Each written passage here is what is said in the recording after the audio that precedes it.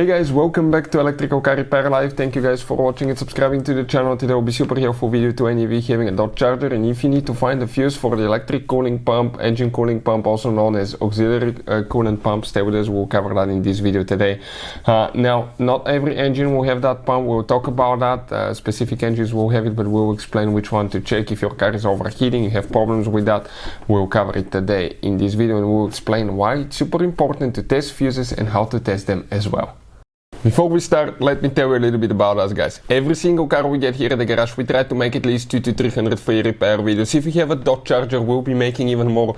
We'll be taking it completely apart, we'll be taking that engine apart, transmissions, anything practically, and we'll even have the 5.7 engine coming as well. Now, why we do all that? Because our mission in the shop is to save you as much money as we can. All we need, guys, in return, please subscribe to the channel, like the video, that way we can keep making these free videos. And if you guys need to buy any parts, tools, fuses, replacement parts, relays for a really good price and quick shipping, check out the link in the description of the video below. That's where we get all our tool supplies from, and you can, guys, save a ton of money. So let's start on it now.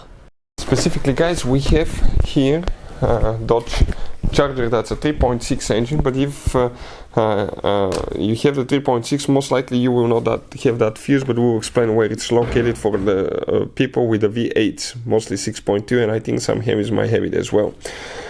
You have one tap here, one there, squish towards each other, pull up, put it there. Now if you look right here, that fuse layout corresponds to what we have, guys, practically. Okay, practically you can see right here in the fuse box. The fuse that you will need to check if you have that fuse, guys, okay, will be known as fuse number F22, and that's the fuse 1, 2, 3. It will be the third fuse right here from right to left for any of you having the 6.2 engine and having that pump. You will have that fuse there, the third fuse right here. It's super important to test fuses because these fuses, it's really hard to see if they're burnt or not, and we'll put a link to a special video that will teach you how to test fuses and relays, and in a few seconds you will be able to test yours and find out if they're good or bad. Hopefully, guys, the video will be helpful. Thank you for watching, and see you guys next time.